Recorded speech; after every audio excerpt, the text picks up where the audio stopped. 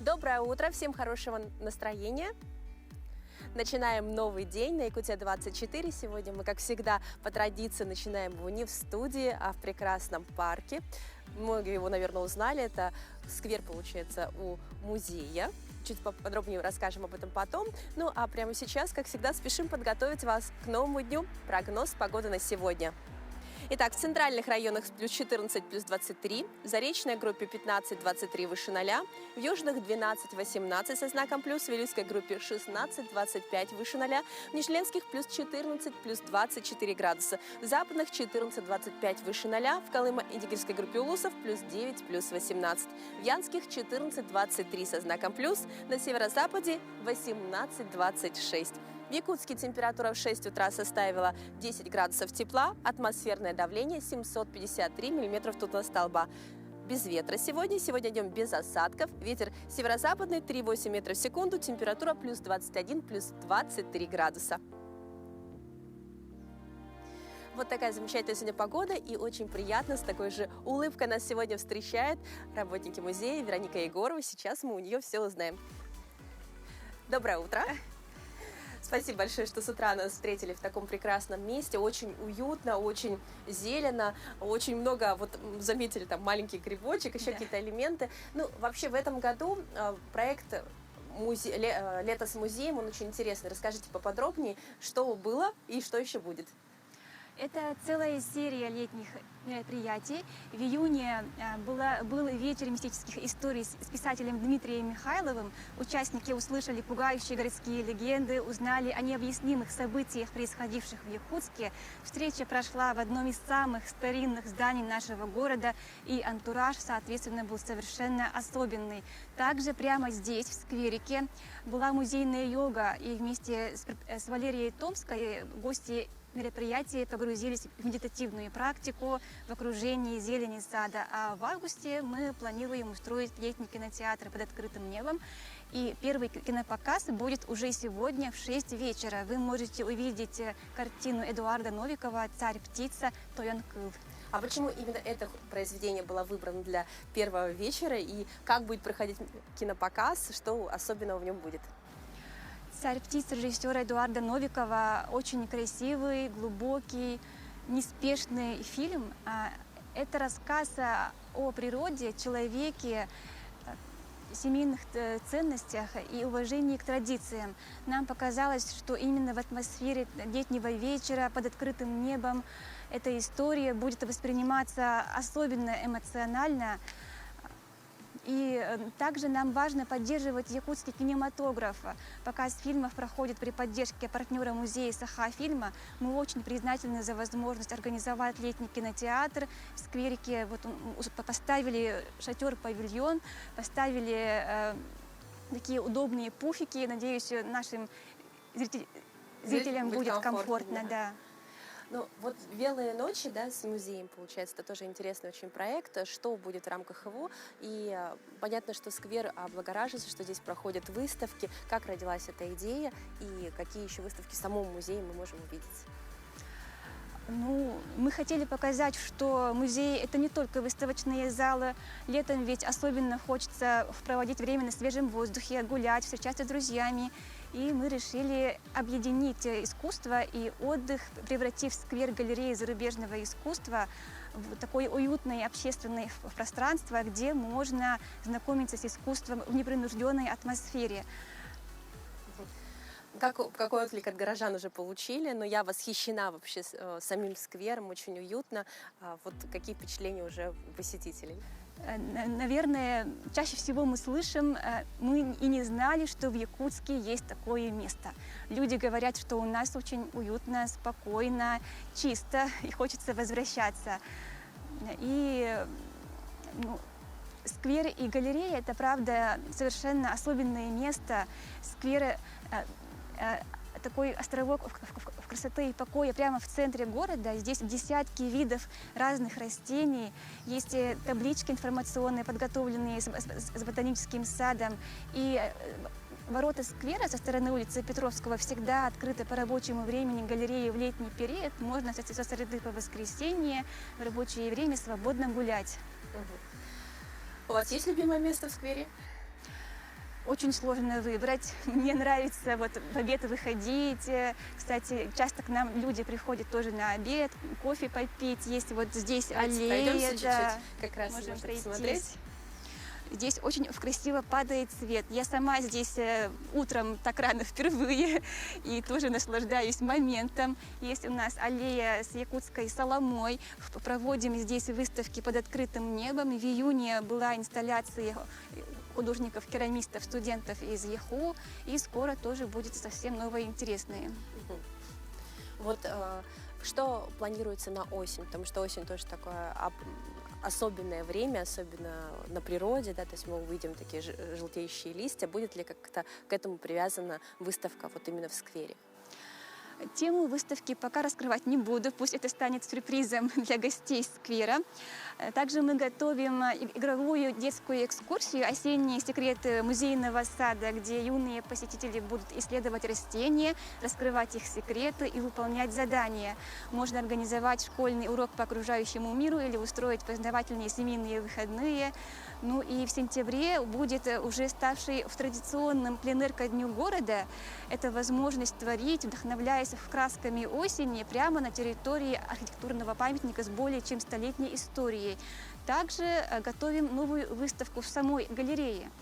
Давайте пройдемся немножко, как раз вы нам немножко сквер покажете. Но получается достаточно много активностей. Да. Вот как к этим активностям присоединиться? То есть если это учебные классы, возможно, просто какие-то группы? Можно позвонить по номеру в 31 67 17 или в 33 52 79. Можно к нам подойти на Петровского 4. И можно информацию увидеть в социальных сетях музея во ВКонтакте и МАКС на официальном сайте sahamuseum.ru. То есть там есть подробная информация, и всегда можно с вами связаться. Верно. Ну, здорово, что музей такой прекрасный, а в зимний период мы, наверное, увидим выставки именно внутри уже здания. Да, в зимний период у нас всегда действует постоянная экспозиция, с которой я бы и посоветовала начать знакомство с галереей. Здесь представлено искусство Европы 16-19 веков, живопись, графика, декоративно-прикладное искусство, скульптура. Есть зал искусства народов Востока, камерный, но уникальный. И это на самом деле очень ценная и редкая возможность увидеть произведения искусства, которые обычно ассоциируются с крупными музеями России и мира, не выезжая за пределы Якутска. Ну, потрясающе. Наверное, многие, проходя мимо, не задумываются, что само даже здание является тоже архитектурной достопримечательностью. Это как шкатулка с ценностями, и само здание снаружи выглядит совершенно необычно для нашего города, и внутри тоже скрыто очень много ценностей. Дорогая, спасибо вам большое за подробный рассказ, очень интересно. Что бы вы пожелали вот нашим зрителям, прежде чем вот идти в сквер, с каким настроением, с каким воодушевлением? Я бы пожелала успеть насладиться последними днями лета, проводить как можно времени на природе, приходить к нам в сквер и всего самого наилучшего. Спасибо большое. Ну, на самом деле, у вас уникальная возможность. Сегодня в эфире две Вероники. Загадывайте желание. Вот, и, конечно, сегодня напоминаем, что в 6 часов вечера будет показ, получается, кинофильма «Царь-птица». Вы можете посмотреть в этом чудесном сквере, в павильоне, насладиться и, конечно, природой, вот в центре города, получается, ну и кинематографом. И сегодня, если вы вдруг не успеете это сделать, то, конечно, так романтично провести время у вас не получится, но можно выбрать для себя тоже интересный фильм и провести время с детьми. Расскажем вам в нашей постоянной рубрике, какие фильмы сейчас идут в кинотеатре. Ёжик, а зачем мы поднимаемся на вершину самой высокой горы? Смотрите в кинотеатрах Якутска с этого четверга. «Смешарики. Сквозь вселенные». Долгожданная премьера для всей семьи. Теперь любимые герои из Ромашковой долины не просто мультяшные зверята, а настоящие дети, которые вместе с родителями отправляются на Марс. Но не все так просто. Они попадают в видеоигру, которая оказывается реальностью. У них терминал! Крош, Ежик, Нюша и другие герои столкнутся с испытаниями, которые потребуют смекалки и дружбы. Это первый проект франшизы, выходящий в игровом формате. И первый фильм, где у персонажей появились реальные прототипы. Сценарий для фильма написал знаменитый писатель-фантаст Сергей Лукьяненко, автор культовой серии «Дозоры». Смешарики. Сквозь вселенные. Продолжайте движение прямо. До конца маршрута осталась 1 минута. Вторая не менее интересная премьера этой недели – «Корни. Сага о вампирах». Мрачный и атмосферный хоррор, который уже назвали самым неожиданным ужастиком этого года. 5 блогеров решают устроить отдых в глухом ирландском лесу, чтобы отдохнуть от цивилизации и снять яркий контент. Но случайно пробуждают древнее зло, дремавшее в земле веками. Фильм снят британским режиссером Марко Ван Беллем, а съемки проходили в настоящем лесу при свете луны и ручных фонарей, что придает картине пугающую реалистичность. Желаем всем приятного просмотра.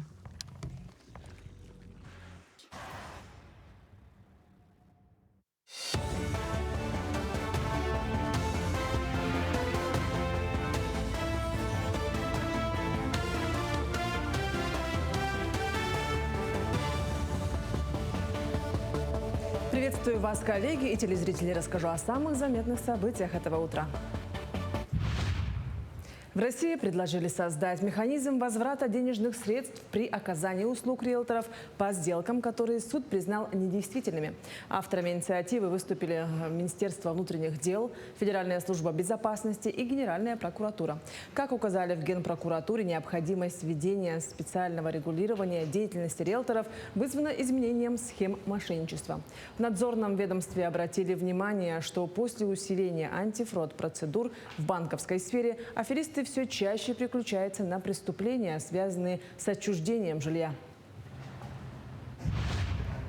Уже несколько месяцев прошло со старта маршрута «Заботы» в Якутске. Речь идет о пилотном проекте, объединившем сразу 2 национальных проекта, реализуемых по инициативе президента России. Это программы «Семья» и «Продолжительная и активная жизнь». Теперь пациенты кардиососудистого центра сразу после выписки из больницы по желанию становятся подопечными Республиканского центра комплексного социального обслуживания. Им и их семьям помогают адаптироваться после перенесенных заболеваний, получить необходимую помощь в оснащении техническими средствами реабилитации, а также пройти курсы по уходу за больными. В настоящий момент участниками проекта уже стали больше 30 пациентов центра. Ежегодная благотворительная акция «Помоги пойти учиться», приуроченная к началу нового учебного года, стартовала в Якутии. В рамках кампании жители республики могут передать школьные принадлежности, одежду и обувь для детей и семей, оказавшихся в трудной жизненной ситуации. В Якутске сбор школьных принадлежностей осуществляет Центр содействия семейному воспитанию «Берегиня» по адресу 202 микрорайон, корпус 19/1. В муниципальных районах помощь принимают социально-реабилитационные центры для несовершеннолетних, центры содействия семейному воспитанию и комплексные центры социальной защиты населения. С 1 сентября общеобразовательные учреждения Якутии переходят на обновленные образовательные стандарты, которые принесут ряд значимых изменений в учебный процесс. Одним из ключевых нововведений станет введение 3-уровневой оценки за поведение учащихся.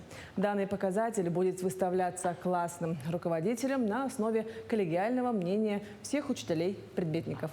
Для 5-классников в сетку расписания добавят новый обязательный предмет – духовно-нравственная культура России. Параллельно с этим пересмотрена нагрузка по гуманитарному циклу. Увеличится количество часов на изучение истории России, в который теперь в обязательном порядке интегрируют курс «История родного края».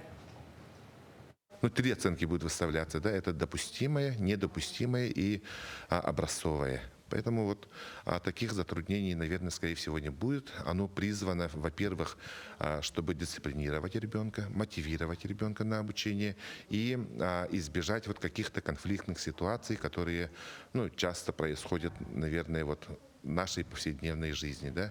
Чтобы родители, дети и учителя знали, вот какая оценка выставляется и за что выставляется. Да?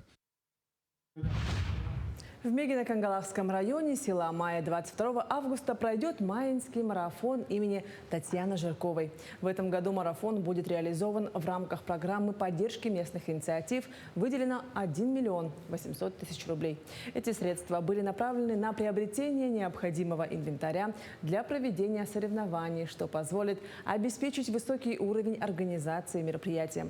В этом году в марафоне примут участие около 700 человек. Участники смогут продемонстрировать свои силы и выносливость на различных дистанциях. Каждый участник получит памятную медаль и стартовый пакет.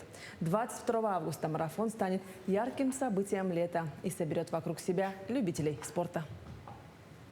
Третий год мы проводим майинский марафон имени Татьяны Юрьевны Жирковой. И в этом году мы получили очень большую поддержку от программы поддержки местных инициатив, который курирует Министерство финансов. Дает нам возможность провести такие масштабные мероприятия.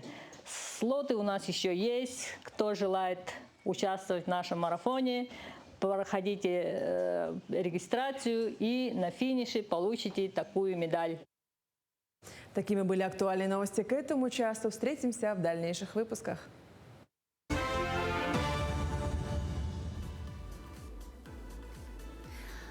Мы хотели прогуляться по нашему городу с утра, так все дышит воздухом, еще есть ощущение, что лето не закончилось. И часто говорят, что солнечные лучи дарят нам маленькие отметины. Кто-то говорит, это вот есть веснушки, здесь как-то более все понятно. А вот что говорить о родинках? Родинкам часто приписывают какое-то мифическое значение, но порой они вызывают беспокойство.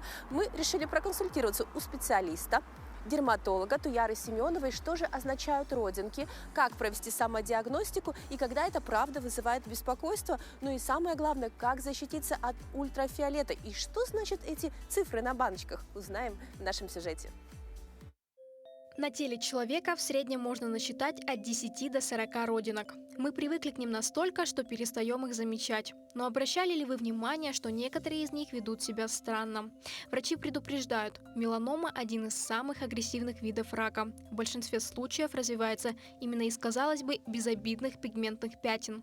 Как не пропустить опасный сигнал и вовремя отличить плохую родинку от хорошей? Есть несколько признаков. Самым основным можно выделить правила А, Б, С, Д, Е. Это первые 5 букв английского алфавита, то есть очень легко запомнить. A – это асимметрия, B – это border границы, C – это color, D – это диаметр и E – это evolution, то есть изменение самой родинки. Дополнительным симптомом можно назвать симптом гадкого утенка, то есть это родинки, которые сильно отличаются от других родинок на фоне других родинок. То есть они могут быть более темными, более каким-то заметными, больших размеров и также по другим причинам. Запомните эти 5 признаков проще простого. Расшифруем подробнее. A – асимметрия. Условно делим родинку на половинки, они должны быть зеркально равными. B – границы, от английского слова border. У здоровой родинки края четкие и ровные. При патологиях они размываются, становятся зубчатыми или нечеткими. C – цвет, от английского color. Опасные сигналы появления красных, голубых или неравномерных оттенков. Нормальная родинка имеет равномерный коричневый или темно-телесный цвет. D – диаметр. Тревожный звоночек, если родинка стала больше 6 мм и продолжает расти. Исключение – врожденные образования.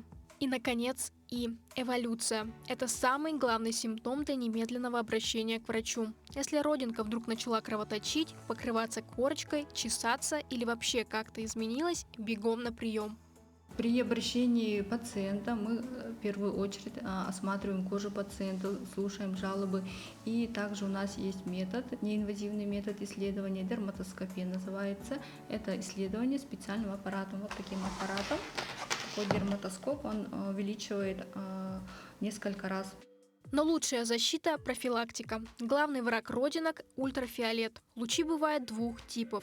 UVB – короткие, вызывают ожоги, и UVA – длинные, проникают глубоко и повышают риск меланомы, причем проходят даже сквозь облака и стекла. Солнцезащитные кремы делятся на 3 типа. Физические, они же минеральные, отражают лучи, подходят для чувствительной и детской кожи, но могут оставлять белые следы. Химические поглощают ультрафиолет, легкие по текстуре, но не подходят для чувствительной кожи из-за риска раздражения и начинают работать только через 20 минут. Смешанные сочетают оба фильтра и дают надежную защиту. Правила нанесения. На все тело нужно 30-50 мл крема, примерно 2 столовые ложки. Наносим за 20 минут до выхода, обновляем каждые 2 часа и после купания или обильного потоотделения. А теперь о том, как правильно наносить крем на лицо. По количеству, то есть тоже есть вопросы. Правило 2 пальцев называется, то есть по длине указательного и среднего пальца. То есть этого количества достаточно, чтобы нанести на лицо и переднюю поверхность шеи. И также не забываем обработать уши и заднюю поверхность шеи. Кстати, защититься можно не только кремом. Существует специальная одежда с маркировкой UPF. Такая ткань создает физический барьер для солнечных лучей. Например, ткань с UPF 50 пропускает всего 1/50 часть ультрафиолета. Но как понять, нужна ли защита сегодня? Заходим в раздел погоды и смотрим на этот УФ-индекс. Если он у нас больше 3, мы уже должны защищать кожу SPF солнцезащитными кремами. Простой алгоритм действий. Открывайте приложение погоды, смотрите УФ-индекс. Если он выше 3, защита обязательно. Выбирайте крем с SPF не ниже 30 и с широким спектром защиты. На упаковке это обозначается как Broad Spectrum. И главное, раз в год показывайте родинки дерматологу. Ранняя диагностика спасает жизнь. Берегите себя. Всем еще раз доброго утра. Здорово, когда ходишь по улицам и такие милые места дарят прекрасное настроение. Повод улыбнуться и улыбнуться себе, чтобы день начался, правда, с чего-то приятного. Ну, а чем еще знаменательный день сегодняшний, расскажем в нашей постоянной рубрике.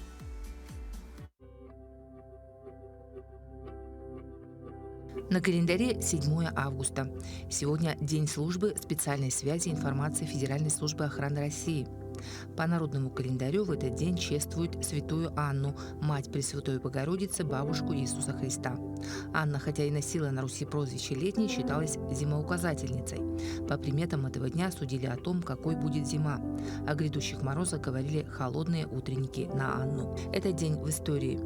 В 1525 году в Новодевичий монастырь торжественно перенесен образ Богоматери Адигитрии Смоленской. В 1565 году русский первопечатник Иван Федоров приступил к изданию «Часовника». В 1714 году русский флот одержал первую в истории крупную победу над шведами в ходе Северной войны. В 1720 году во время Северной войны русский флот одержал победу над шведской эскадрой у острова Грингам. В 1803 году началось кругосветное путешествие парусных шлюпок «Надежда» и «Нева». В 1870 году Федор Тютчев написал свое знаменитое стихотворение «Я встретил вас». В 1941 году в этот день летчик Виктор Талалихин впервые в Великой Отечественной войне совершил ночной воздушный таран. А в 1887 году американка Лин Кокс стала первым в истории человеком, добравшимся вплавь из США в Россию. Также в этот день исполняется 75 лет со дня обнаружения Вилюйской партии, руководимой геологом Фанштейном, первого якутского алмаза весом около 5 миллиграммов на косе Соколиной по реке Вилюй на территории Западной Якутии. В этот день родились Константин Случевский, русский поэт, прозаик; Федор Шехтель, русский архитектор, живописец, сценограф; Мата Хари, танцовщица, куртизанка голландского происхождения, известная шпионка. В 1954 году родился также Валерий Газаев, советский футболист, российский тренер, призер Олимпийских игр. Именины сегодня отмечают Александр, Анна, Ираида, Макар и Николай.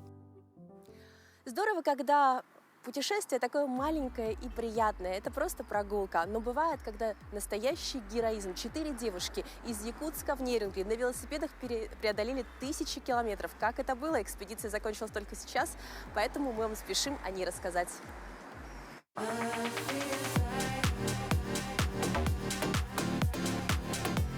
Старт экспедиции был дан 22 июля. И вот после 12 дней упорного движения, когда ноги гудели от усталости, перед отважными велосипедистками предстал Нерюнгри.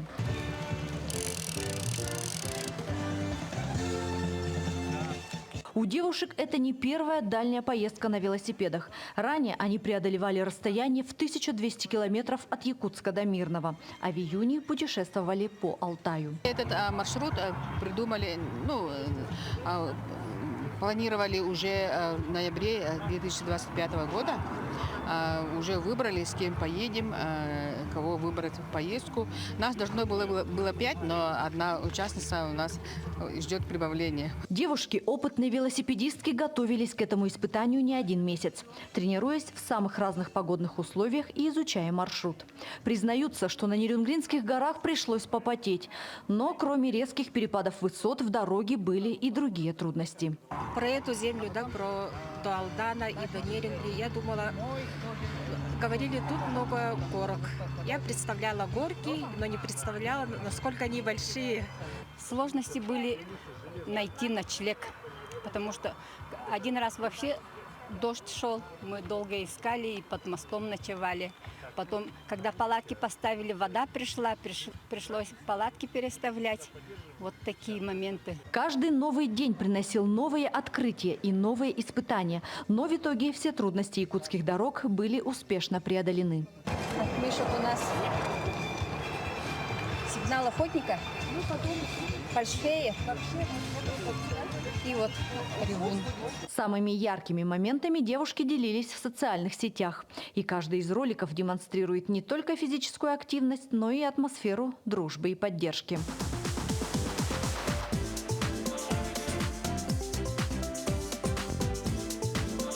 Нам понравилась вот эта атмосфера наших наставников, потому что они нас все время учат, они нас все время направляют, что надо делать, как надо себя вести в трудный момент, как катать велосипед, как делать как отремонтировать, вот эти нюансы. Эти смелые позитивные девушки показали, что и в суровых северных условиях можно реализовывать такие смелые идеи.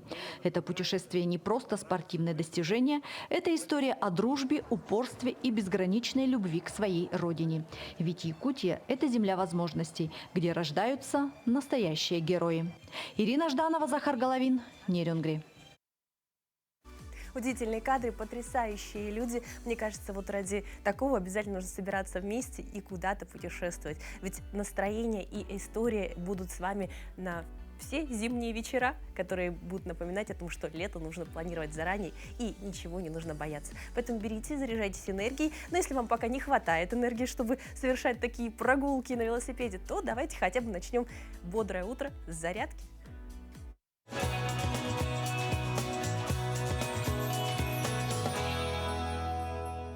Доброе утро, Якутск! Меня зовут Винокуров Гаврил, и мы будем делать зарядку, а именно утреннюю зарядку для продуктивного и заряженного дня. Поехали! Наше первое упражнение это будет шаги на месте. Будем руками делать вдох и выдох. Упражнения максимально все легкие. Все вместе со мной повторяем. Итак, поехали. Раз. Вдох. Носом. Выдох. Обязательно дышим. Если мы не дышим, идет кислородное голодание. Головокружение, поднимается давление. Вдох и выдох. Давайте еще раз 5 раз. Раз. 2. Когда поднимаем вдох, выдох. Вдох, выдох. Еще 2 раза. Вдох, выдох, вдох и выдох. Молодцы. Далее наше второе упражнение это будет приседание, да? То есть вся наша сила начинается с ног. Ноги поставили шире плеч, носки, колени смотрят в сторону на 45 градусов, грудь вперед, руки отводим вперед и таз отводим назад. Присели, встали, присели, встали. Колени не уходят за носки, упираемся на пятки. Вдох, выдох, вдох, выдох, вдох, выдох. Давайте еще раз, 5 раз. Раз. Выдох. Выдох. 3, 4, 5. Супер. Расслабляем ноги, трясем. Давайте, сделали вдох и выдох. Молодцы. Наше третье упражнение – это выпады на месте. Мы должны сделать шаг назад, передняя нога 90 градусов и встаем. То есть мы будем зашагивать назад. Поехали. Вдох, выдох. Поочередно. Правая нога, левая нога. Правая нога, левая нога. Все вместе, никто не отстает. Кому сложно, просто мы можем делать шаг назад. Самое главное – это движение. Прокачиваем наши ноги. У нас прокачиваются ягодичные мышцы, бицепс бедра, квадрицепсы. Супер. И давайте. Раз, два и последний раз. Выдох. Молодцы. Все вместе сделали вдох и выдох. И еще раз. Вдох и выдох. Если у вас есть фитнес-часы, мы обязательно должны смотреть на пульс. Да? То есть мы пульс должны держать на зоне жиросжигания. Мы не должны слишком поднимать. Верхняя зона – это 160. Так, далее. Наше четвертое упражнение – это у нас скалолаз. Упор лежа, руки прямые, правую ногу мы сгибаем, отходим назад и левую ногу сгибаем. Приготовились? 3, 2, 1, поехали. Все это делаем в прыжке. Кому сложно, также мы делаем это шагово. Главное, не отстаем. И давайте 10 повторений, поехали. Раз, два, три, 4, 5, 6, 7, 8, 9, 10. Есть. Также восстанавливаемся. Вдох и выдох. Вдох и выдох. Есть. И наше заключительное упражнение, которое прокачивает, грубо говоря, все группы мышц. Это руки, ноги, грудные и особенно пресс. Это у нас планка. Планка на прямых руках. Таз мы не поднимаем, не отпускаем, держим ровно. И поехали. Давайте 10 секунд. Держим. Напрягаем пресс. Напрягаем ручки, ноги полностью. И держим статику. 5, 6, 7, 8, 9, 10. Супер. Прогнулись. Растягиваем пресс и удерживаем 5 секунд. Раз, два, 3, 4, 5. Так. Таз отводим назад. Упражнение молитва. Растягиваем спину, плечи. Раз, два, 3, 4, 5. Супер. Встаем. Также шагаем на месте. Все вместе сделали вдох и выдох. И еще раз. Вдох и выдох. И последний. Вдох и выдох. Молодцы. Самое главное для нас – это наше здоровье. Питайтесь правильно, тренируйтесь. Всем до свидания, до скорой встречи. Пока.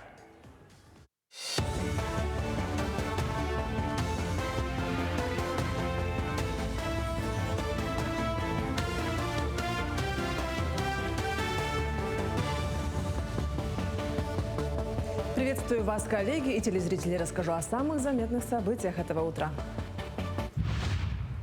В России предложили создать механизм возврата денежных средств при оказании услуг риэлторов по сделкам, которые суд признал недействительными.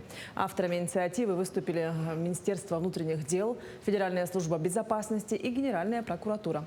Как указали в Генпрокуратуре, необходимость введения специального регулирования деятельности риэлторов вызвана изменением схем мошенничества. В надзорном ведомстве обратили внимание, что после усиления антифрод-процедур в банковской сфере аферисты все чаще переключаются на преступления, связанные с отчуждением жилья. Уже несколько месяцев прошло со старта маршрута «Заботы» в Якутске. Речь идет о пилотном проекте, объединившем сразу два национальных проекта, реализуемых по инициативе президента России. Это программы «Семья» и «Продолжительная и активная жизнь». Теперь пациенты кардиососудистого центра сразу после выписки из больницы по желанию становятся подопечными Республиканского центра комплексного социального обслуживания. Им и их семьям помогают адаптироваться после перенесенных заболеваний, получить необходимую помощь в оснащении техническими средствами реабилитации, а также пройти курсы по уходу за больными. В настоящий момент участниками проекта уже стали больше 30 пациентов центра. Ежегодная благотворительная акция «Помоги пойти учиться», приуроченная к началу нового учебного года, стартовала в Якутии. В рамках кампании жители республики могут передать школьные принадлежности, одежду и обувь для детей из семей, оказавшихся в трудной жизненной ситуации.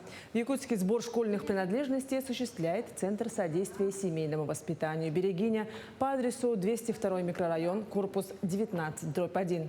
В муниципальных районах помощь принимают социально-реабилитационные центры для несовершеннолетних, центры содействия семейному воспитанию и комплексные центры социальной защиты населения. С 1 сентября общеобразовательные учреждения Якутии переходят на обновленные образовательные стандарты, которые принесут ряд значимых изменений в учебный процесс. Одним из ключевых нововведений станет введение трехуровневой оценки за поведение учащихся.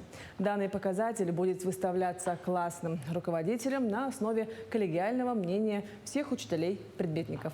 Для пятиклассников в сетку расписания добавят новый обязательный предмет – духовно-нравственная культура России. Параллельно с этим пересмотрена нагрузка по гуманитарному циклу. Увеличится количество часов на изучение истории России, в который теперь в обязательном порядке интегрируют курс «История родного края». 3 оценки будут выставляться. Да? Это допустимое, недопустимое и образцовое. Поэтому вот таких затруднений, наверное, скорее всего, не будет. Оно призвано, во-первых, чтобы дисциплинировать ребенка, мотивировать ребенка на обучение и избежать вот каких-то конфликтных ситуаций, которые часто происходят, наверное, вот в нашей повседневной жизни, да? Чтобы родители, дети и учителя знали, вот какая оценка выставляется и за что выставляется. Да? В Мегино-Кангалахском районе села Майя 22 августа пройдет майинский марафон имени Татьяны Жирковой. В этом году марафон будет реализован в рамках программы поддержки местных инициатив. Выделено 1 миллион 800 тысяч рублей. Эти средства были направлены на приобретение необходимого инвентаря для проведения соревнований, что позволит обеспечить высокий уровень организации мероприятия. В этом году в марафоне примут участие около 700 человек. Участники смогут продемонстрировать свои силы и выносливость на различных дистанциях. Каждый участник получит памятную медаль и стартовый пакет. 22 августа марафон станет ярким событием лета и соберет вокруг себя любителей спорта. 3-й год мы проводим майинский марафон имени Татьяны Юрьевны Жирковой. И в этом году мы получили очень большую поддержку от программы поддержки местных инициатив, который курирует Министерство финансов. Дает нам возможность провести такие масштабные мероприятия. Слоты у нас еще есть. Кто желает участвовать в нашем марафоне, проходите регистрацию и на финише получите такую медаль. Такими были актуальные новости к этому часу. Встретимся в дальнейших выпусках. Всем доброго утра, хорошего настроения. Мы продолжаем наш эфир и продолжаем его на позитивной ноте. Хочется поговорить о творческих людях, и нам удалось даже заполучить их к нам в гости. Итак, у нас в гостях музыкант, диджей и продюсер Кирилл Нестеров и артистка Государственного театра оперы и балета имени Сивца Сорол Амалона, виртуозная скрипачка Елена Березовская. Ну, я думаю, все вас узнали. Да. Нам повезло, мы можем вас поздравить с бракосочетанием в прямом эфире. Спасибо. Поздравляем. Спасибо. Доброе утро всем. Рождение пары имеет такую очень интересную историю, как мы рассказали. Хотелось бы, во-первых, поделиться вашим впечатлением, потому что вы играли вот на Байкале, на фоне Байкала. Это было, я так понимаю, 3 года назад. Вот как это было и что это был за интересный проект, который вот ведет в дальнейшем?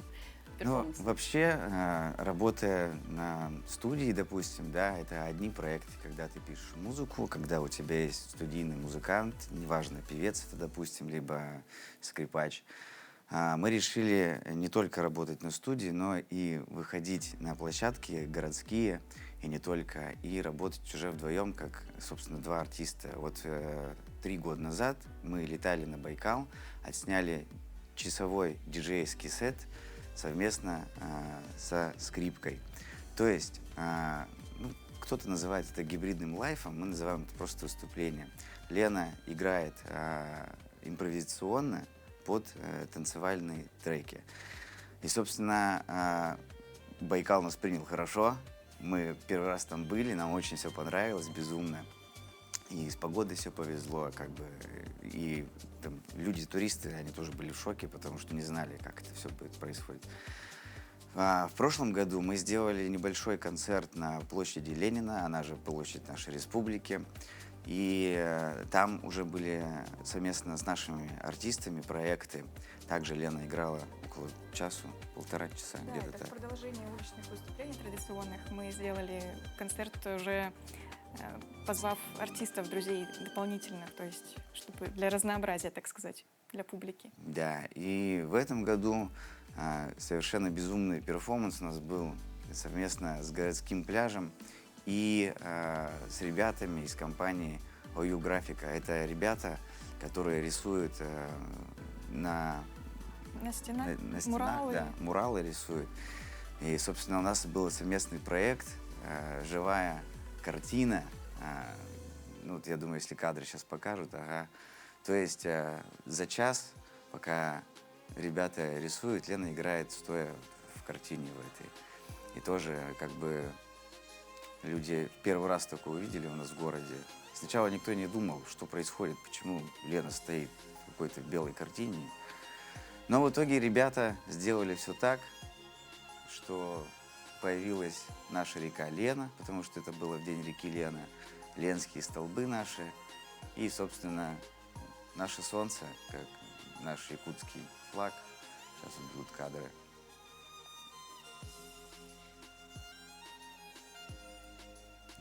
Это такая... Потрясающее впечатление, да, я думаю, что у всех было вдохновение, да, таким творческим проектом. Как, Лен, вы пришли вообще к таким проектам, потому что, ну, перформанс — это очень сложно, да, у вас их очень много, притом есть и экстремальные. Расскажите, как вам хватает дух, то есть вы скрипкой летаете под куполом практически, да, и что-то мы ждем вот буквально на днях еще такое же. Да, у меня этот год начался с такого перформанса, что на премии Урдел меня пригласили полетать под куполом оперного театра, открывать эту премию. Конечно, я неоднозначно к этому отнеслась, потому что, во-первых, как по звуку, как, ну, высоты я, конечно, боюсь. Но я подумала, где, если не в родном театре, попробовать такое. И с одной репетиции меня потихоньку поднимали, я привыкала, руки тряслись, конечно, но я поняла, что я смогу. И вот это все тяжело. Во-первых, было с крыльями тяжело, потому что они мешают тросам.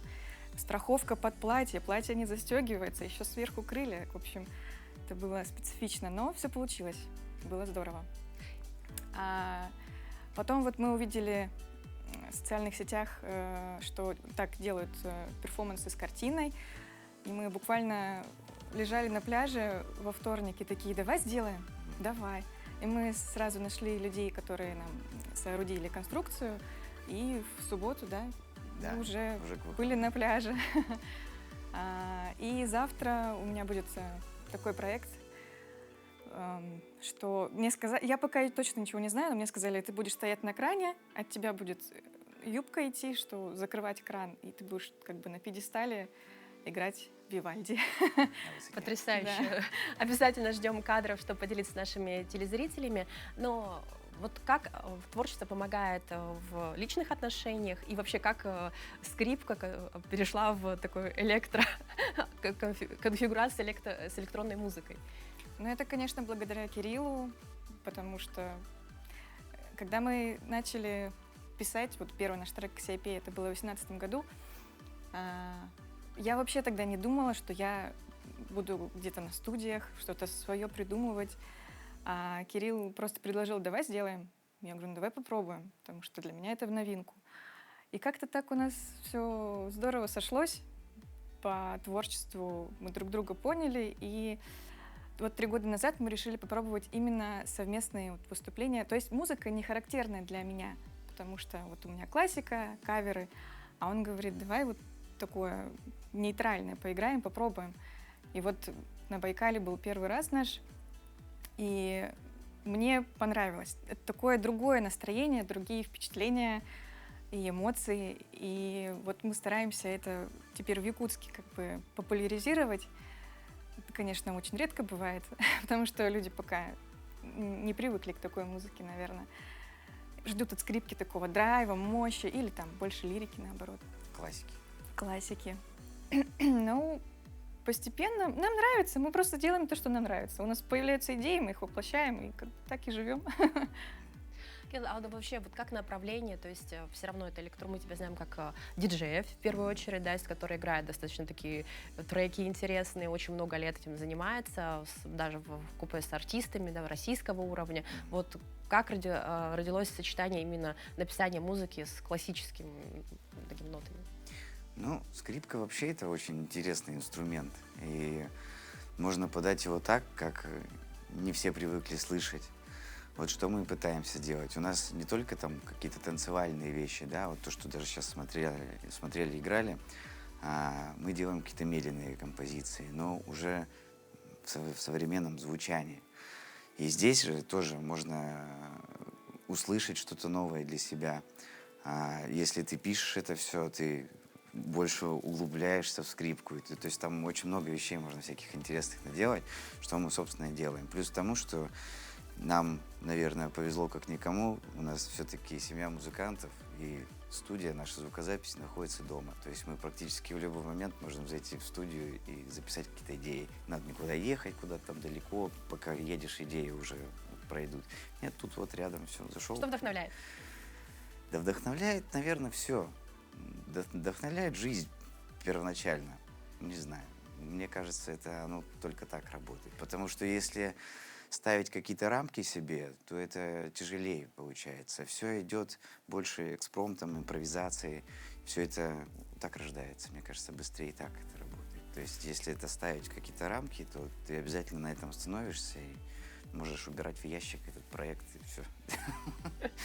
Вы начинали с классической скрипки, получается. Сейчас мы видим у нас в студии уже такой современный, почти электроинструмент наравне с электрогитарой. Чем отличается вот эта скрипка, ее звучание, и насколько это помогает в современной действительности приблизить, в том числе, молодежь к этому звучанию, новые тенденции? К электроскрипке я пришла лет 5 назад, потому что меня саму интересовало, что это, потому что в Якутске я нигде не пробовала, сама не знала, что это. И начала с недорогой скрипки, и сейчас у меня Yamaha, потрясающий инструмент. Отличается от живой скрипки она тем, что звучит она только через подключение микрофонное, так у нее вообще практически звука нет. И специфика игры вообще, в принципе, другая. Кому-то легче, кому-то сложнее на ней играть. Я не знаю, что про нее рассказать на самом деле. Но нам легче ее использовать в наших дуэтах. Да, ее проще записывать, потому что... Да, проще записывать. Во-первых, от соседей как бы ее никто не слышит. Вот мы, когда записываем, Кирилл в наушниках сидит, допустим, и слышит как-то. Ну, вы бы посоветовали тем, кто хочет что-то изменить в своем звучании, получается, близок к скрипке, попробовать свои силы? Попробовать, да. Но, если честно, профессиональный аппарат, конечно, на ней теряется. То есть, если заниматься профессионально и если хочется расти и достигать больших высот именно в классической музыке, именно чтобы не портить руки, аппарат, то лучше к ней не подходить. В общем, лучше сочетать все в себе. Попробовать нужно все, но дальше каждый выбирает сам. Спасибо большое за интересный рассказ. Мы желаем вашей семье дальнейших успехов творческих, дальнейших успехов в перформансах. Мы с нетерпением ждем ваши прекрасные кадры. Ну и, конечно, еще раз вас поздравляем, что родилась такая прекрасная семья. Дорогие друзья, мы вам желаем хорошего дня, завершения этой недели, пусть оно будет успешным, правда, пробуйте себя во всем, воплощайте свои мечты в действительность. Ну и прямо сейчас мы увидим старую работу Кирилла, это с танцевальным дуэтом, тоже такая художественная обработка музыки, получается, ну, немножко, может, такого тоже вдохновения для вас, для вашего творчества.